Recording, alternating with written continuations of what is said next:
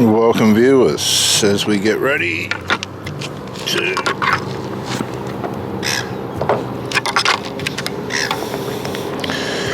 go out. I'll just set this up.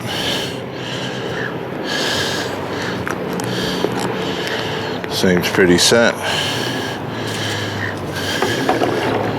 And so there's hiccups in the relationship. Some things haven't gone the way that we would have liked. And as a matter of fact, it's gone completely skew-if. We've got a renegade now. Someone that we thought was going to be cooperative has turned out to be a fool. It could be you as well, I don't know. This is where we all need to be careful about how we behave in our relationships. But for many of us, we have faithfulness and devotional resilience and fortitude. We want to push on and battle on despite the reality of the circumstances and the conflicts and contests that are going on within the relationship. You'll find that things always start off well. That's human nature to do that. That's what we do.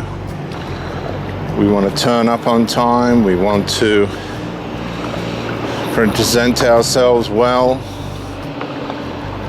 It's like a woman who meets someone new that she really likes, and she'll present her busts in a way that is more obvious than not. For other people, she'd prefer to keep herself covered, but when they meet someone, they'll present their bust in a way that produces or causes a further attraction. And at the start, we will be very harmonious and punctual. We won't be causing any trouble, but all of a sudden someone's going to try and test the boundaries. And this could be the beginning of discard, because if the boundaries that get tested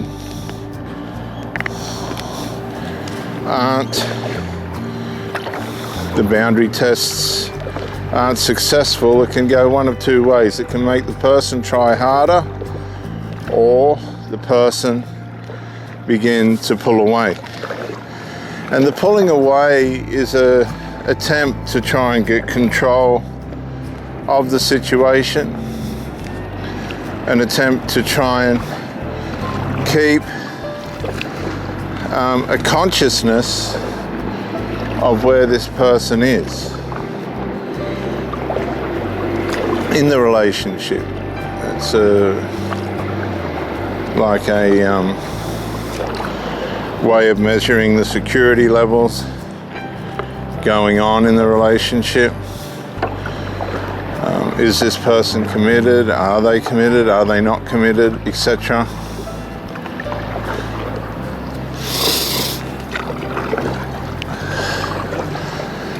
And it's a serious form of manipulation that causes trauma, causes severe trauma on the person on the end of it, because if you've been through it enough times, you'll realize that if you do abandon the relationship at this point, which is probably the best thing you can do,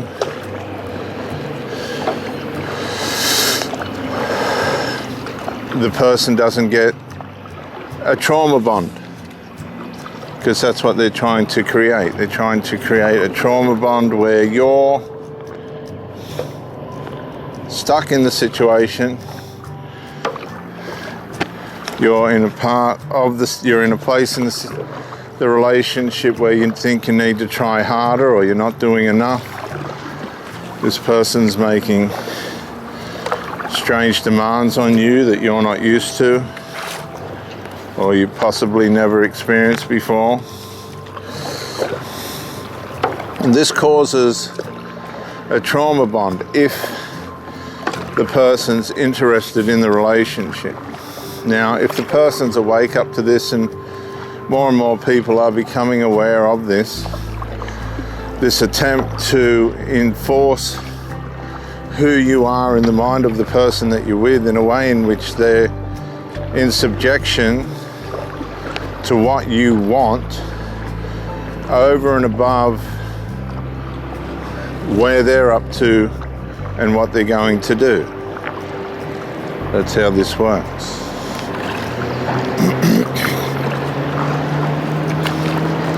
And it builds a trauma bond. It builds a deep concern about making decisions and things that are going to sustain the relationship in a good and positive way.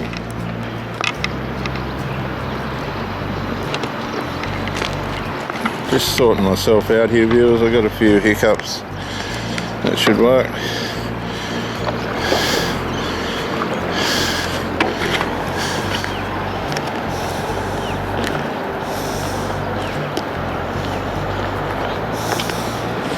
I've got to keep a certain element of concentration going on as well, because if I get hit by a shark or another kind of unfriendly, I want to be able to deal with the matter as positively as possible.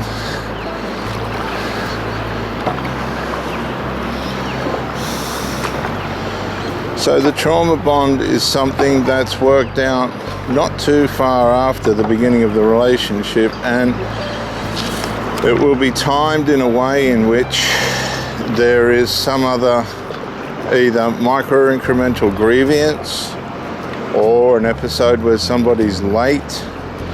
There'll be an objection, or something silly has been said, or something hasn't been done. That's usually the time when they'll incorporate a trauma bond.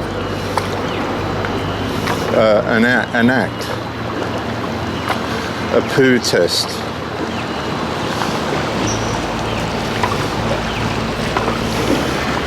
As we go past the recovery vessel.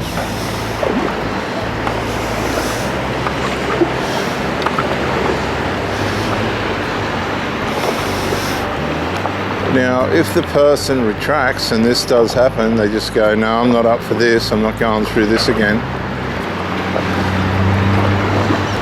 If the person retracts, that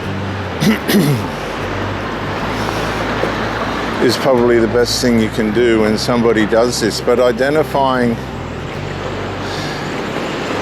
the fact that they're measuring how committed and loyal you're going to be with a relationship by way of your culture, or by the way in which you apply yourself in a relationship, it can be hard to identify because it gets done in the middle of other things, in the mix-up of other things. Like, these people know, they just know how to time it. They know when to do it. And it'll catch a lot of people off guard.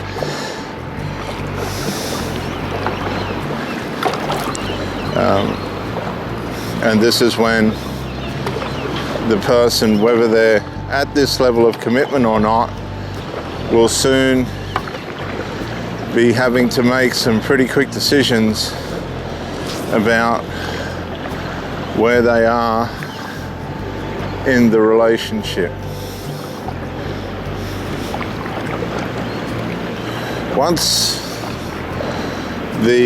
And another thing too, if the person doesn't react to the challenge in the desired way of the person that's complaining or objecting, they may withdraw and make out there's something not quite right with you, or there's something that they're not willing to tolerate or put up with. And so they withdraw. They do a reverse withdrawal. And it's a bluff. 9 times out of 10, the initial withdrawal is a bluff to see if you're going to chase, even though you haven't responded to the shit test or the poo test. This is another way of trying to measure